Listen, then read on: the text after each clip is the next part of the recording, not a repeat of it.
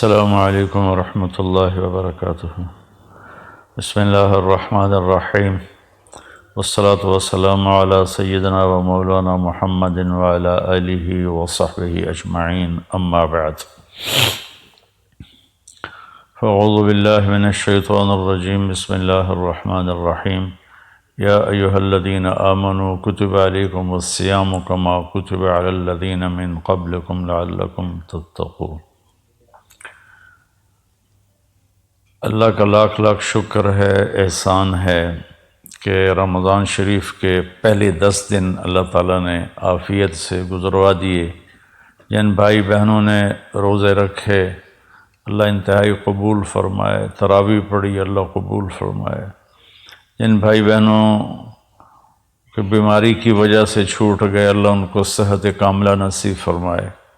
جن کے سستی کی وجہ سے چھوٹ گئے اللہ تعالیٰ ان کو اپنے خزانوں سے توبہ کی توفیق عطا فرمائے اور ان کی اس کمی کو بھی اللہ تعالیٰ معاف فرمائے۔ تو سب کے لیے دعا کرتے ہیں۔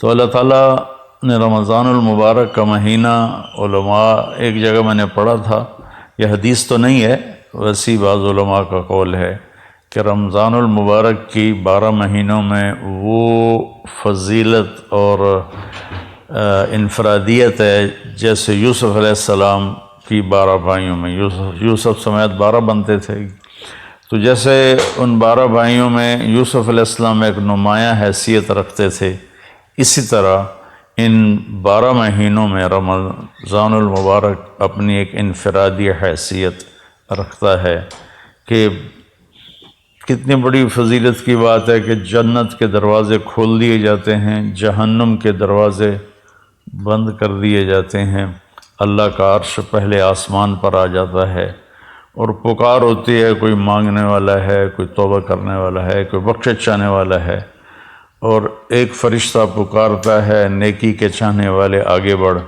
اور دوسرا فرشتہ پکارتا ہے برائی کے کرنے والے پیچھے ہٹ اور بس کر۔ اللہ نے اس رمضان کی ایک اور بھی بڑی خوبصورت فضیلت رکھی ہے کہ اس میں جس کا انتقال ہو جائے، دوزخ کے دروازے تو بند ہیں اور قبر میں حساب بھی نہیں ہوتا، منکر نکیر بھی نہیں آتے، اگر وہ ایمان پہ اس کا خاتمہ ہوا ہے تو وہ کتنا ہی ہماری نظر میں غلط آدمی ہو، لیکن اللہ کے ہاں اس کی بخشش ہو جاتی ہے۔ تو اللہ نے 10 دن گزروا دیے، اس کا لاکھ لاکھ شکر ہے، احسان ہے۔ باقی 20 دن ہیں، اور پہلا جو 10 دن ہوتے ہیں وہ رحمت کے ہوتے ہیں، اور دوسرے 10 دن وہ بخشش کے ہوتے ہیں، اور تیسرے جو 10 دن ہیں وہ جہنم سے خلاصی اور جہنم سے نجات کے ہوتے ہیں۔ اس رمضان کے ہر لمحے کو اللہ تعالیٰ نے کہا ایام معدودات، یہ اس میں ہم سب کہتے ہیں یار ابھی تو رمضان آیا تھا اور گزر گیا، ایام معدودات میں اللہ تعالیٰ نے کہا یہ تو تھوڑے سے دن ہے، تمہیں گزرنے کا پتہ بھی نہیں چلے گا۔ روزہ تو بنو اسرائیل کا تھا جو افطاری سے افطاری تھا، 24 گھنٹے کا روزہ تھا، اور بیویاں بھی ان پر حرام ہوتی تھی۔ اللہ نے ہمارے لیے تو آسانی فرما دی ہے، افطاری اور سحری رات اللہ تعالیٰ نے ہر حلال کو حلال کر دیا۔ تو میرے بھائی بہنوں، میرے عزیزوں، میرے پاکستانی بہن بھائیوں، میں پوری امت مسلمہ سے بات کرنے کی نیت کرتا ہوں کہ ہر آنے والا دن ہماری زندگی کو کاٹ کے لے جا رہا ہے اور ہم تیزی سے اللہ کی طرف بڑھ رہے ہیں۔ افلا، ایک حدیث یاد آ گئی زمانے کے بعد، انکم فی زمان ہدنا وان السیر بکم لسریع افلا ترون الی اللیل والنہار یقربان کل بعید ویبلیان کل جدید ویاتیان بکل موعود۔ قال مقداد رضی اللہ تعالی عنہ والحزن یا رسول اللہ، قال دار بلاء وانقطاع وإذا التبست عليكم الأمور كقطع الليل المظلم فعليكم بالقرآن فإنه ماحل مصدق وشافع مشفع من جعله أمامه ساقه إلى الجنة ومن جعله خلفه ساقه إلى النار أو كما قال عليه الصلاة والسلام۔ میرے نبی نے فرمایا کہ تم ہدنہ کے زمانے میں ہو، تم دیکھتے نہیں ہو کہ دن رات کتنی تیزی سے آنے والے وقت کو قریب لا رہے ہیں، اور تیزی کے ساتھ وہ ہماری جوانی کو بڑھاپے کی طرف تبدیل کر رہے ہیں، اور تیزی کے ساتھ اللہ کے وعدے کو قریب لا رہے ہیں، یعنی قیامت، اور قیامت کے بعد حساب کتاب۔ تو مقداد رضی اللہ تعالیٰ نے پوچھا یا رسول اللہ ہدنہ کیا ہے؟ تو آپ نے فرمایا مصیبتوں کا گھر اور مٹ جانے والا گھر، یہ ہے ہدنہ، یعنی یہ دنیا۔ تو جب ایک ایسا وقت آئے تم پر کہ ہر چیز تمہارے اوپر کھل نہ سکے اور اندھیرا چھا جائے، تمہیں سمجھ میں نہ آئے میں اب کیا کروں، کدھر جاؤں، فعلیکم بالقرآن، تو تم قرآن کو مضبوطی سے تھام لینا، کہ یہ وہ جھگڑا کرنے والا ہے جس کا جھگڑا اللہ تسلیم کرے گا، وہ سفارشی ہے جس کی سفارش اللہ تسلیم کرے گا، جو اسے آگے رکھے گا یہ اسے جنت میں پہنچائے گا، جو اسے پیچھے رکھے گا یہ اسے دھکا دے کے جہنم میں گرائے گا۔ تو اللہ تعالیٰ نے ہماری خوش قسمتی کہ ہمیں قرآن دیا جو آج تک محفوظ ہے، اس کا ایک ایک لفظ محفوظ ہے، اس کے زیر زبر تک محفوظ ہیں۔ تو باقی کتابیں تو تبدیل ہو گئیں، ان کے ترجمے ہو گئے، لیکن قرآن ایک ایسی کتاب ہے جو دنیا میں سب سے زیادہ پڑھی جاتی ہے، یاد کی جاتی ہے۔ کتنا بڑا معجزہ ہے کہ چھوٹا سا بچہ پاکستانی جس کو پتہ بھی نہیں کہ میں کیا پڑھ رہا ہوں، 7 سال کی عمر میں وہ قرآن یاد کر لیتا ہے، اور 70 سال کی عمر میں بھی یاد کر لیتا ہے۔ تو میرے بھائی بہنوں، یہ ہے اللہ کا پیغام، ہم نے اللہ کے بندوں کو جا کر سنانا ہے کہ اس مختصر زندگی میں ہم اللہ کو مان لیں۔ اور اللہ نے ہمیں امت وسط بنایا ہے، وَكَذَلِكَ جَعَلْنَاكُمْ أُمَّةً وَسَطًا، نہ ہمارے اندر زیادتی اللہ چاہتا ہے نہ کمی چاہتا ہے۔ زیادتی اور کمی سے مراد ہے کہ عبادات میں اتنا کھب جانا کہ دنیا ہاتھ سے چلی جائے، یا دنیا میں ایسے کھب جانا کہ آخرت ہاتھ سے چلی جائے، اللہ نے یہ ہمارے لیے نہیں بنایا۔ وَكَذَلِكَ جَعَلْنَاكُمْ أُمَّةً وَسَطًا، تم اعتدال کی امت ہو۔ تو عبادت کرتے کرتے دل میں ایک تکبر سا آ جاتا ہے، اور آدمی نہ داڑھی والا آدمی کسی کلین شیو کو دیکھتا ہے تو ایک لاشعوری کراہت اس کے دل میں پیدا ہو جاتی ہے۔ برقع والی پردہ خاتون جب کسی بے پردہ عورت کو دیکھتی ہے تو اس کے دل میں ایک لاشعوری کراہت اور ایک لاشعوری اس کی کمی پیدا ہو جاتی ہے۔ ایسے ہم کسی کو کمی ہوگا، نمازی آدمی بے نمازی کو دیکھتا ہے۔ تو میرے بھائی بہنوں، اپنے روزوں کی حفاظت کرو، اپنی عبادات کی حفاظت کرو، سب کے عیب دیکھنے سے اپنے آپ کو اندھا کر لو، اور سب کی برائی سننے سے اپنے آپ کو بہرا کر لو، اور سب کی برائی بولنے سے اپنے آپ کو گونگا کر لو، تو اللہ کی قسم آپ کا دل سورج کی طرح روشن ہو جائے گا۔ اب وہ فرید الدین عطار رحمۃ اللہ علیہ کا ایک شعر ہے، لب بندو چشم بندو گوش بند گرنہ بینی نور حق برما بخند، اپنی آنکھوں کو روک لے غلط دیکھنے سے، اپنے کانوں کو روک لے غلط سننے سے، اپنی زبان کو روک لے غلط بولنے سے، پھر اگر تیرا دل روشن نہ ہو تو مجھے آ کے پکڑ لینا۔ تو ہمارے معاشرے میں ماشاءاللہ عبادات بہت ہیں، لیکن اس کی حفاظت بہت کم ہے۔ ایک غیبت کا بول سارے دن کے روزے کو لے کے چلا جاتا ہے، ایک حقارت کی نظر وہ سارے دن کی بھوک اور پیاس کو لے کے چلی جاتی ہے۔ عیسیٰ علیہ السلام تشریف لے جا رہے تھے، ان کے ساتھ ان کے صحابہ تھے، اوپر پہاڑ کی چوٹی پہ ایک ڈاکو رہتا تھا۔ تو اس نے جب عیسیٰ علیہ السلام کو دیکھا تو اسے ندامت ہوئی، اور اس نے وہیں بیٹھ کے توبہ کی، یا اللہ آج کے بعد میں توبہ، میں کوئی ڈاکہ نہیں ڈالوں گا، اور میں تیرے نبی کے ساتھ رہوں گا۔ نیچے آیا اور ساتھ چلنے لگا۔ تو عیسیٰ علیہ السلام کے صحابہ میں سے ایک کی ایسے نظر پڑی، اور تو اس کو یوں دیکھا، کہاں صرف اتنا کہا حقارت سے، مطلب یہ تو ادھر کدھر آ گیا؟ تو اس وقت جبریل اترے اور انہوں نے کہا کہ اے روح اللہ، اللہ تعالیٰ فرما رہے ہیں آپ کے پیچھے 2 آدمی ہیں، ایک آپ کا صحابی ہے اور ایک میرا بندہ ہے گناہگار۔ تو آپ ان دونوں سے کہیں کہ فَلْيَسْتَأْنِفَ الْعَمَلَ، کہ دونوں کے دونوں نئے سرے سے اپنے عمل کو، زندگی کو شروع کریں۔ جو آپ کا صحابی ہے اس کے سارے عمل میں نے رد کر دیے، ایک میرے بندے کو حقیر سمجھنے کی وجہ سے، اور وہ جو ڈاکو ہے اس کے سارے گناہ میں نے معاف کر دیے ندامت کی وجہ سے۔ تو اب دونوں زیرو ہیں، ایک کی جو بیلنس شیٹ ہے اس میں سے ساری نیکیاں مٹ گئیں، کسی کو حقیر سمجھا، دوسرے کی بیلنس شیٹ سے سارے گناہ مٹ گئے کہ ندامت آئی، 2-4 آنسو ٹپکے اور وہ ساتھ ہو لیا۔ ہم اپنے اس روزے کی تلاوت کی کتنی ماشاءاللہ لوگ ہمت کرتے ہیں، تو کئی تو ایک ایک دن میں پورا قرآن ختم کر دیتے ہیں۔ تو اس کی حفاظت بھی کرنی ہے کہ ہماری آنکھیں عیب نہ دیکھیں، ہماری زبان غیبت سے بچے، ہمارے کان برائی سننے سے بچیں۔ معاذ اسلمی رضی اللہ تعالیٰ عنہ کو حد لگی اور وہ ان کو سنگسار کیا گیا، تو 2 صحابی آپس میں باتیں کر رہے تھے کہ اچھا بھلا اللہ نے پردہ ڈالا تھا، اپنے آپ کو اس نے ننگا کیا اور رسوا ہوا، آپ نے سن لیا۔ آگے جا رہے تھے تو ایک گدھا مردہ پڑا ہوا تھا، اس کی ٹانگیں پیٹ پھول کے اور ٹانگیں اوپر ہو گئی تھیں، تو آپ نے کہا وہ ان 2 کو بلاؤ۔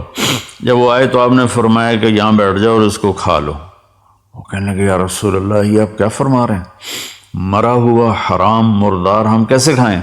تو آپ نے فرمایا ابھی جو تم نے اپنے بھائی کا گوشت کھایا ہے وہ اس سے بھی زیادہ گندی اور غلیظ چیز ہے، جو تم نے اس مرنے والے کی غیبت کی ہے۔ پھر آپ نے کہا والذی نفسی بیدہ، اس ذات کی قسم جس کے قبضے میں میری جان ہے، میں اب اس کو دیکھ رہا ہوں ینغمس فی انہار الجنہ، وہ جنت کی نہروں میں غوطے لگا رہا ہے، اور تم غیبت کر کے اپنی ساری کمائی گنوا بیٹھے ہو۔ تو میرے بھائی بہنوں، روزے کی حفاظت کریں، غیبت چھوڑیں، گالیاں چھوڑیں۔ ہمارے معاشرے میں اذا تصابت امتی سقطت من عین اللہ، جب میری امت ماں بہن کی گالیوں پر آ جائے گی تو اللہ کی نظروں سے گر جائے گی۔ تو مہربانی کر کے ہم اپنی زبان کو میٹھے بول سے سجائیں، جو ہماری برائی کرے ہم اس کی اچھائی کریں، جو ہمیں گھٹیا سمجھے ہم اسے اچھا سمجھیں، جو زیادتی کرے ہم اسے معاف کریں۔ تو اللہ کی قسم اللہ آپ کا کفیل بھی بن جاتا ہے، وکیل بھی بن جاتا ہے، اور رقیب بھی بن جاتا ہے، حفیظ بھی بن جاتا ہے، شہید بھی بن جاتا ہے، ولی بھی بن جاتا ہے، نصیر بن جاتا ہے، سارے اللہ کے جو نام کفا باللہ علیما، کفا باللہ ہادیم و کفا بربک ہادیم و نصیرا، کفا باللہ شہیدا، کفا باللہ رقیبا، کفا باللہ ولیہ، الیس اللہ بکاف عبدا فسیکفیکہم اللہ والسمیع العلیم۔ ان ساری آیات کا خلاصہ کرو تو اللہ کہتا میں تیرے ساتھ ہوں۔ کس وقت؟ ہم صرف یہ 1، 2 اور 3، بس آج کے میرے پیغام میں یہ ایک چھوٹی سی گزارش ہے، 1، 2، 3۔ اس نظر سے غلط نہ دیکھو، ایک غلط نظر اندر کو برباد کر دیتی ہے، تباہ کر دیتی ہے۔ ان کانوں سے غلط نہ سنو، اس زبان سے غلط نہ بولو۔ ہو جائے تو پریشانی کی بات نہیں ہے، اگر ہو جائے، نظر غلط اٹھ جائے، زبان غلط بول جائے، کان غلط سن جائیں تو گھبرانے کی بات نہیں ہے، ہم اسی وقت توبہ کریں گے، اللہ اسی وقت معاف کر دے گا۔ ابھی ایک نوجوان کا فون آیا تھا، کہا کہ میری زندگی بڑی غلط ہے، بہت خراب ہے، میں توبہ کرنا چاہتا ہوں۔ میں ایک مولانا کے پاس گیا تھا کہ کیا میری توبہ قبول ہو سکتی ہے؟ انہوں نے کہا دفع ہو جا، تیرے منہ پہ داڑھی تو ہے نہیں، تو توبہ کرنے کیا آیا ہے؟ تو وہ کہنے لگا میں نے خودکشی کا ارادہ کر لیا کہ زندگی سے تو موت ہی بہتر ہے۔ پھر کہیں سے میرا نمبر ملا تو اس نے مجھے بتایا، پھر میں نے اس کا بیٹا اللہ کہتا ہے اتنے گناہ کرو کہ آسمان کی چھت کو لگا دو، پھر ایک دفعہ کہہ دو یا اللہ معاف کر تو میں ساری معاف کر دیتا ہوں۔ اور میرے نبی نے فرمایا دن میں 70 دفعہ توبہ توڑ کے توبہ کر لے تو اللہ تعالیٰ اس کی بخشش فرما دیتا ہے اور اس سے اپنی دوستی کو برقرار رکھتا ہے۔ جاوید چودھری صاحب بڑے اچھے کالم نگار ہیں، میری بڑی ان سے محبت ہے، دوستی ہے، تعلق ہے۔ انہوں نے ایک دفعہ مجھے فون پہ لیا، مجھے کہا کہ مولانا آپ لوگوں کو گناہوں پہ دلیر کر رہے ہیں۔ میں نے کہا وہ کیسے؟ کہ آپ کہتے ہیں جتنی دفعہ مرضی توبہ توڑو، توبہ کر لو گے تو اللہ معاف کر دے گا۔ اگر آپ کا نوکر 2-3 دفعہ غلطی کرے تو چوتھی دفعہ آپ اسے معاف کریں گے؟ میں نے کہا جاوید بھائی آپ نے مجھے اللہ کے برابر کر دیا۔ میں تو انسان ہوں، میرا تو بیٹا اگر میرے مقابلے میں آئے گا تو میں کہوں گا بھائی اپنا راستہ الگ کر لو، میری جان چھوڑ دو۔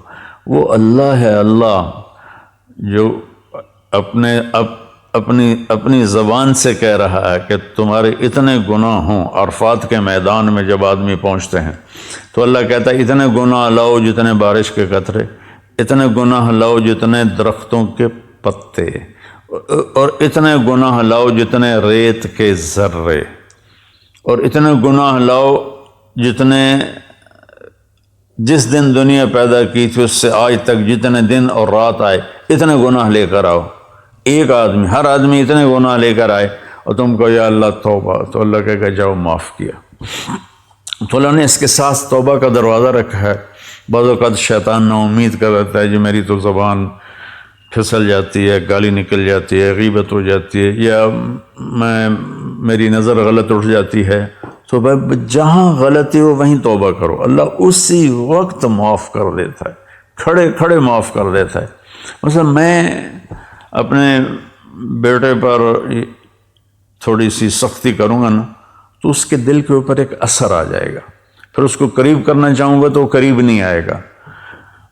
میرا مالک، میرا جو جی ایم ہے وہ مجھ پر زیادتی کرے گا تو میرے دل میں ایک اثر آ جائے گا، وہ معافی مانگے گا تو میرا دل نہیں کرے گا معاف کرنے کے لیے۔ اور اللہ اثر سے پاک ذات، ہمارے گناہوں کا اس پر کوئی اثر نہیں ہے، نہ ہماری نیکیوں کا اس کو کوئی نفع ہے، نہ ہمارے گناہوں کا اس کو کوئی نقصان ہے۔ لن تبلغوا ضری فتضرونی ولن تبلغوا نفعی فتنفعونی، کہ تمہاری عبادت مجھے کوئی نفع نہیں پہنچاتی اور تمہارے گناہ وہ مجھے کوئی نقصان نہیں پہنچاتے۔ تو برائے مہربانی اگر غلطی ہو جائے تو مایوس نہیں ہونا چاہیے، فوراً توبہ کرنی چاہیے۔ ایک نوجوان کہنے لگا جی پھر کیا فائدہ، ادھر توبہ کرتے ہیں ادھر توڑ دیتے ہیں۔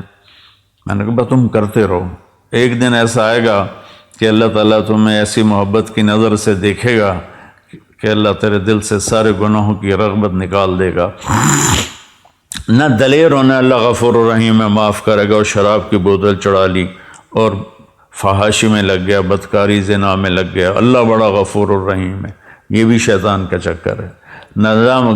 گناہ پہ ندامت کے آنسو یہ ساری رات کے نفلوں سے اللہ کو زیادہ محبوب ہیں۔ ایک میرے دوست تھے، تو ایک دن ان کا فون آیا اور چیخنا شروع کر دیا زور زور سے فون پہ ہی۔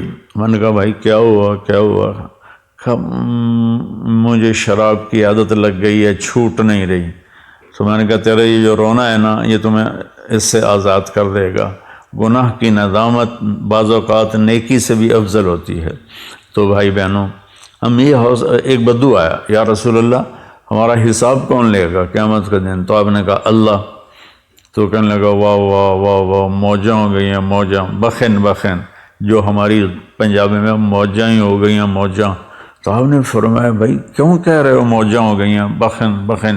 کہ یا رسول اللہ بڑا طاقتور بھی ہے اور بڑا سخی بھی ہے، اور سخی آدمی اور مہربان آدمی پکڑ بھی لے تو چھوڑ دیتا ہے، تو وہ تو اللہ ہے، امید اللہ ہمارے گناہوں کو معاف فرمائیں گے۔ تو بیلنس یہ ہے کہ میرا اللہ غفور الرحیم ہے تو گناہوں کے راستے پہ نہ چلیں، اور میرے اللہ نے جہنم بنائی ہے تو مایوس نہ ہو جائیں، بلکہ اس کے درمیان کی زندگی ہو۔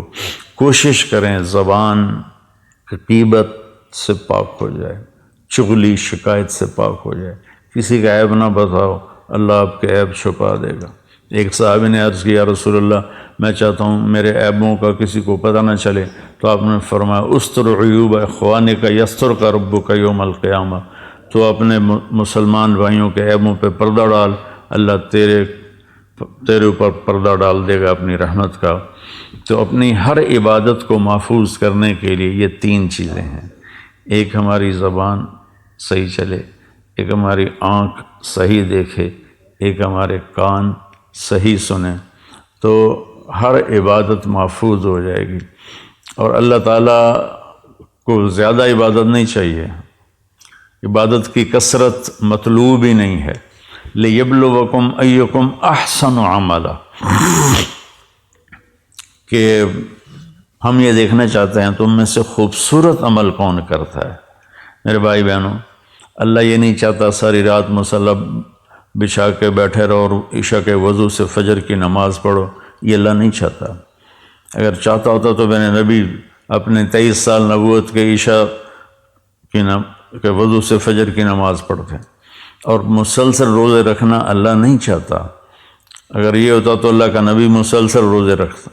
ہمارے ایک ساتھی تھے، فوت ہو گئے، اللہ ان کی بخشش کرے، وہ 30 سال مسلسل روزے رکھے روزانہ سوائے عیدین۔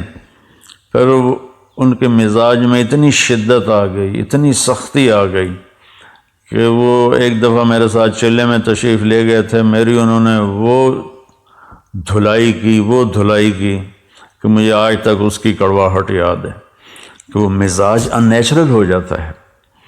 3 صحابہ آئے، حضرت عائشہ سے پوچھا کہ اللہ کے نبی گھر میں کیا کرتے ہیں؟ کہ وہ سوتے بھی ہیں، جاگتے بھی ہیں، اپنے بیویوں کے پاس بھی ہوتے ہیں اور اپنے گھر کے کام بھی کرتے ہیں اور نفل بھی پڑھتے ہیں، آرام بھی کرتے ہیں۔ تو انہوں نے کہا یار وہ تو اللہ کے نبی ہیں، بخشائے، ہمیں تو کچھ اس سے زیادہ کرنا چاہیے۔ تو ایک نے کہا میں ساری زندگی پوری رات عبادت کروں گا، دوسرے نے کہا میں ساری زندگی روزے رکھوں گا، تیسرے نے کہا میں ساری زندگی شادی نہیں کروں گا۔ تو اللہ کے نبی کو پتہ چلا تو آپ نے تینوں کو بلا لیا۔ آپ نے فرمایا مجھ سے زیادہ اللہ سے ڈرتے ہو، مجھ سے زیادہ تمہیں اللہ کا پتہ ہے۔ میں اللہ کا نبی ہوں، میں کھاتا بھی ہوں، میں روزہ بھی رکھتا ہوں، میں افطار بھی کرتا ہوں، میں سوتا بھی ہوں، میں نفل بھی پڑھتا ہوں، میں اپنی بیویوں کے پاس بھی جاتا ہوں اور اللہ کو بھی یاد کرتا ہوں۔ کیا تم مجھ سے زیادہ عبادت گزار بننا چاہتے ہو؟ میری امت میں رہبانیت نہیں ہے، میری امت میں رہبانیت نہیں ہے۔ اعتدال والی زندگی اللہ کو پسند ہے۔ ساری دنیا کے اولیاء کرام شیخ عبد القادر جیلانی بن جائیں اور پھر وہ سارے ایک صحابی کے برابر ہونا چاہیں تو کسی صحابی کے برابر نہیں ہو سکتے جن کو اللہ کے نبی کی صحبت نصیب ہوئی۔ تو اسلام ایک معتدل زندگی پیش کرتا ہے۔ یہ اس قسم کے واقعات کتابوں میں ہیں۔ 40 سال عشاء کے وضو سے فجر کی نماز پڑھی اور ساری زندگی میں پڑھ رہا تھا، میں نے 1 سال کھایا پیا نہیں، 1 سال پیا کھایا نہیں، 1 سال نہ کھایا نہ پیا۔ یہ اسلام تو ہمارے پیش کرنے کا نہیں ہے۔ اسلام تو ایک خوبصورت زندگی پیش کرتا ہے۔ ولایت کا مقام عبادت سے نہیں ہوتا ہے، ولایت کا مقام اللہ کے بندوں کے سامنے جھکنے سے ملتا ہے، تواضع اور عاجزی سے ملتا ہے۔ تو ہم اپنے اسلام کو اللہ نے ہمیں معتدل اسلام دیا، اپنے بچوں پر بھی سختی سے نافذ نہ کریں۔ تو بھائی بہنوں، اعتدال سے چلنا اور اللہ کے سامنے سر جھکانا، اور یہ نظریں، یہ زبان، یہ کان، اس کو آپ محفوظ کر لیں۔ اس نے میرے ساتھ یہ کیا، آپ نے کہا چلو درگزر کرو، تو پھر آپ دیکھو گے اللہ تعالیٰ آپ کی زندگی میں کیسے بہار لاتا ہے۔ السلام علیکم۔